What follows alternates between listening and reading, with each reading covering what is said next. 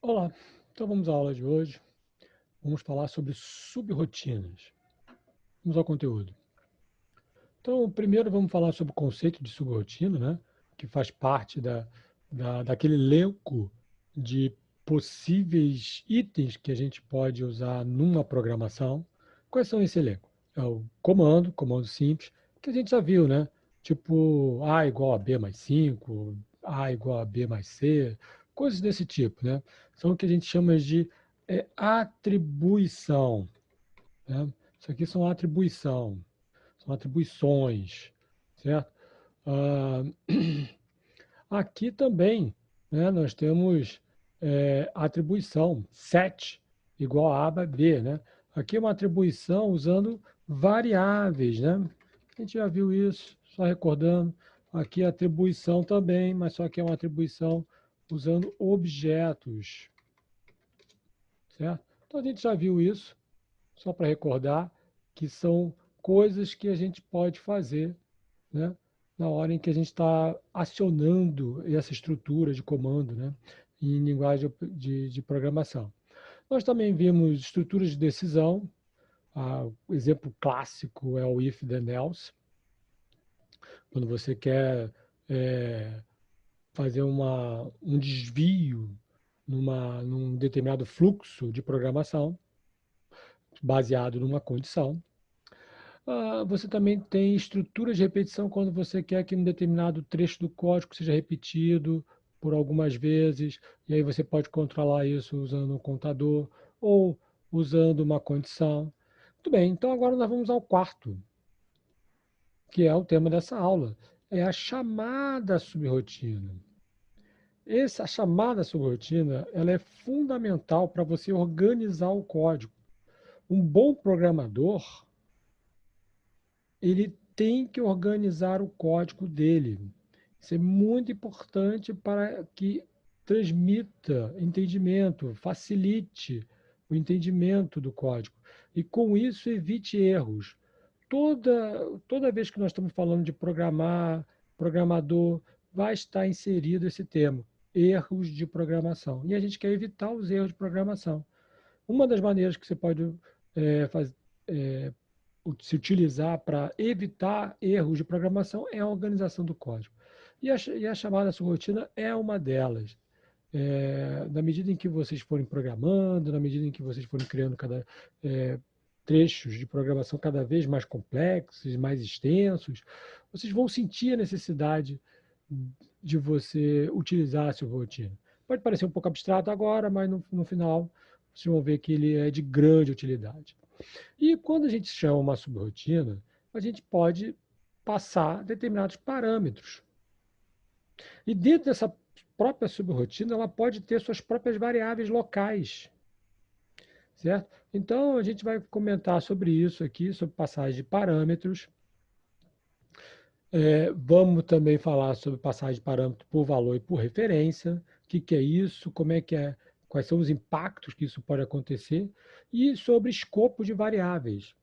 Então, serão os temas que nós vamos abordar nesta pequena aula sobre subrrotinas e escopo de variáveis e passagem de parâmetros. Então, vamos lá. Vou abrir aqui o meu VBE, né, meu Visual Basic Environment, e vou demonstrar aqui, então, algumas passagens, algumas chamadas de subrrotinas e passagem de parâmetros. Então, vamos primeiro a esse caso aqui, subchamada. Então, eu atribuí aqui dois valores diferentes a duas variáveis, né, que eu chamei de preço e desconto. Estou calculando o preço final, estou fazendo uma chamada, porque muito possivelmente eu vou utilizar esse calcula desconto, esse trecho de programação, em outra parte do meu código. Então é interessante que eu agrupe isso dentro de uma chamada. No caso aqui, eu estou fazendo uma chamada a uma função. É uma função que eu preparei, que eu chamei de calcula desconto, certo? A gente já está acostumado a chamar a função lá no Excel, certo? No Excel, quando a gente constrói uma fórmula, a gente introduz funções, né? São o que a gente chama de função nativas do Excel. Aqui eu estou usando uma função própria. Então, veja bem, eu estou chamando calcula desconto. Estou passando o preço e estou passando o desconto, certo? Então, aqui está a minha função calcula desconto. Então, aqui eu defini calcula desconto, que recebe dois parâmetros, o x e o y. Você veja que os nomes podem ser diferentes. Podia chamar de preço de desconto também? Poderia, mas pode ser qualquer outro nome. E é pela ordem, né? Então, preço aqui vai ser atribuído ao variável x, desconto vai ser atribuído ao variável y. Então, ele vai fazer esse cálculo, né? Vai fazer esse cálculo aqui, e vai retornar com o cálculo desconto, o resultado da fórmula. E ele vai atribuir, isso aqui é uma atribuição, né, ao preço final. Então, aqui, ao final, você vai ter aqui uma exibição, né, através de uma message box, preço final igual a preço final, certo? Estou criando uma string aqui com o preço final, né? Você veja que está entre aspas, é literal. O que não está entre aspas, ele pega o valor que está armazenado na memória. Então, isso aqui é uma chamada, uma função, a gente já usou muito isso, eu estou botando no contexto. A gente também pode fazer uso de chamadas a funções nativas do Excel. Então, veja que aqui eu tenho uma chamada, deixa eu organizar um pouco melhor o meu código, né? Tem uma chamada a uma função nativa do Excel. Por exemplo, usei aqui sum. Como é que eu faço uma chamada a uma função nativa? Uso aqui o worksheet function. Ponto sum 4 e 5. Você veja que aqui eu poderia utilizar toda a lista das funções que tem nativa no Excel. No caso, eu estou usando a função da ordem alfabética, né? Posso escolher aqui a função soma. Então, vamos procurar aqui a função sum, sum em inglês, né? Soma em inglês. Pronto, está aqui, sum. E aí eu passo os parâmetros. Pode ser quantos eu quiser, né? Até 30 parâmetros. Então, eu vou botar aqui 4,5, dois parâmetros. Ele vai somar o 4 e o 5. Poderia fazer uma passagem de uma variável aqui, poderia botar preço, desconto também. Bom, vamos executar para ver como é que funciona? Então, F8 para a gente ir passo a passo.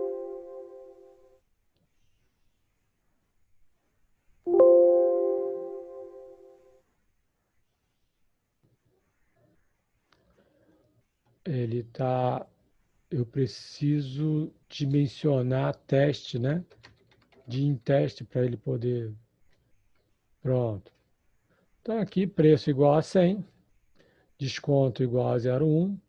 Então, ele vai chamar calcula desconto. Então, vocês vão ver que a execução que está aqui, nesta linha, ela vai vir para cá. Pronto, veio para function. Executou a função, e aí ele volta para a linha imediatamente posterior. Terminou a função, ele volta para a linha imediatamente posterior à chamada da função. E essa linha aqui vai exibir uma caixa de mensagem com esse string aqui que está montada aqui. Preço final, 90. Ok. Aqui também, mesmíssima coisa. Ele vai chamar a função nativa do Excel, worksheet function, chamou, já fez a soma 9 e vai exibir numa message box essa soma. Soma igual a 9. Pronto. Então é assim que a gente faz uma chamada, uma função, né? Mas a gente também pode fazer chamada a subrotina. Então vamos analisar esse outro conjunto aqui de código aqui, que eu chamei de chamada 2 e proc2. Então chamada 2 tem duas variáveis, A e B, e um aux. Estou atribuindo o valor 3 à variável A, estou atribuindo 2 à variável B. E estou fazendo uma chamada. Agora vocês vejam que é diferente. Aqui, quando eu vou chamar uma function, eu uso atribuição. Aqui, como eu estou fazendo uma chamada, uma subrotina, olha, sub, eu estou fazendo call. Uso a palavra reservada call. Call proc1. É uma chamada subrotina. Vou chamar isso aqui de proc2 para ser coerente, né? proc2. Certo? proc2. Muito bem.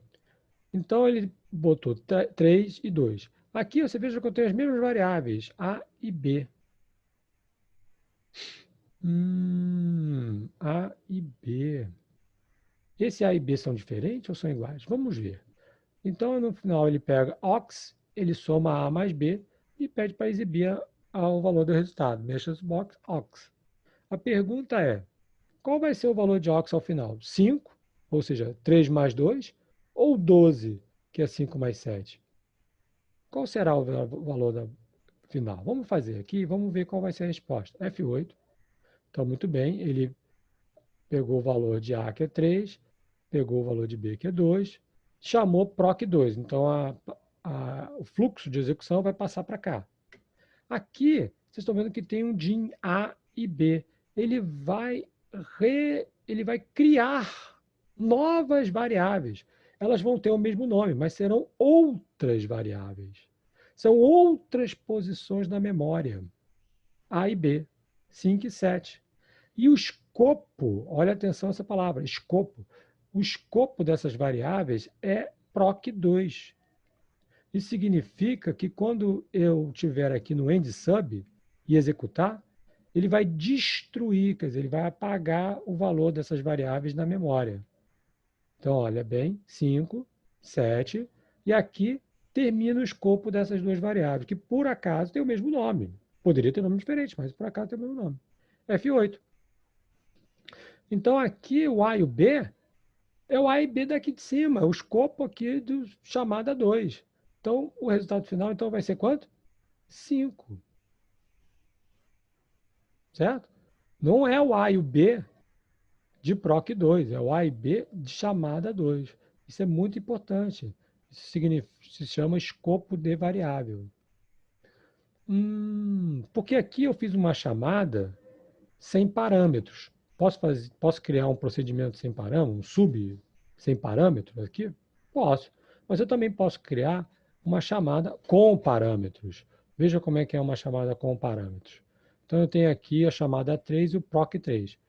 Então, mesma coisa, tudo igual, só que agora eu estou chamando PROC3 passando o A e o B. Esse A e B aqui. Certo? Estou chamando A e B. E fazendo a mesma operação, AUX igual a A mais B. Aí a pergunta continua. Qual vai ser o valor de AUX? 5 ou 12? Então, da mesma maneira que lá em cima, o A aqui vai ser transmitido para X e o B vai ser transmitido para Y. Então, vejam como é que funciona. F8, vou botar o cursor aqui, F8. Então, beleza, A é 3, B é 2. Agora eu vou chamar PROC3. O fluxo de execução vai vir para cá. Pronto. Então ele vai receber x e y. Você veja que x e y tem valores, é 3 e 2. E eu vou modificar esses valores para 5 e 7. X e y agora é parâmetros, não são variáveis internas de PROC3. Aqui, no exemplo anterior, A e B são variáveis internas de PROC2, porque eu estou aqui dimensionando elas. Aqui não. X e Y são parâmetros. E aí você tem duas formas de passar esses parâmetros. Você tem a passagem por referência, que é o caso aqui, e por valor. Então vamos ver como é que vai ser? Então vamos lá, A mais B, qual vai ser o resultado? 5 ou 12? Agora deu 12. Por que aconteceu? Quando eu chamei A e B, certo? Ele não fez uma cópia dos valores A e B. Na verdade, uma chamada por referência, ele passou o endereço da memória. Então tem um endereço lá. O endereço é, sei lá, Rua X, número 10. Ele passou o endereço. Então X aqui é o endereço. Quando ele pegou aqui X igual a 5, na verdade ele foi lá naquele endereço, Rua X, e botou esse valor. A mesma coisa para o Y. Então isso aqui é uma passagem por parâmetro. Se você quiser explicitar por default, por padrão, no VBA, ele sempre passa por referência. Então, ele passa o endereço da memória. Se você quiser ser explícito, você poderia usar a palavra reservada by ref. Então, você está explicitando by ref. Você está explicitando que a passagem é por referência. Mas se você omitisse by ref, não ia mudar em nada, porque por default a passagem é por referência. Então você veja que ele modifica o A e B, porque na verdade está modificando um valor na memória, está passando o endereço da memória. Vamos ver como é que seria então a passagem por valor. Como é que seria aqui nesse caso que eu estou fazendo uma passagem por valor? Veja que aqui eu estou explicitando. Olha, by val, por valor. Então F8, 3 e 2, vou fazer a chamada, ele vai vir para cá, vai atribuir valor x e 5, 7, certo? E depois volta para cá. Qual o resultado que ele vai exibir? 5 ou 12? 5. Porque nesse caso eu estou passando por valor. Você veja que quando foi por referência, ele na verdade, aqui ele modificou a variável. Aqui, como eu estou passando por valor, ele não modificou a variável. Então, 5. Porque você passou por valor. Por default, ele passa por referência. Quando eu quero que seja passada por valor, é sempre by val. Agora tem um outro pequeno detalhe aqui que é muito importante. A gente trabalhou aqui, até o momento, com variáveis, né? Integer. Integer são variáveis. Variáveis. E quando eu trabalho com objeto? Então veja aqui que eu tenho uma outra maneira de trabalhar com objeto. Subteste. Então aqui o A ele é um tipo range, certo? Então isso aqui, lembram que isso aqui é uma definição, é uma atribuição de objeto. Uso 7. Diferente daqui, né? Aqui não uso 7. A igual a 3. Estou modificando o valor. Aqui, 7A igual a range é um objeto. O objeto, a gente não trabalha com conteúdo. A gente trabalha com o seu endereço na memória. Então, toda vez que a gente está usando um objeto, no caso aqui eu estou usando o objeto range, certo? É o nosso objeto preferido aqui, objeto range, certo?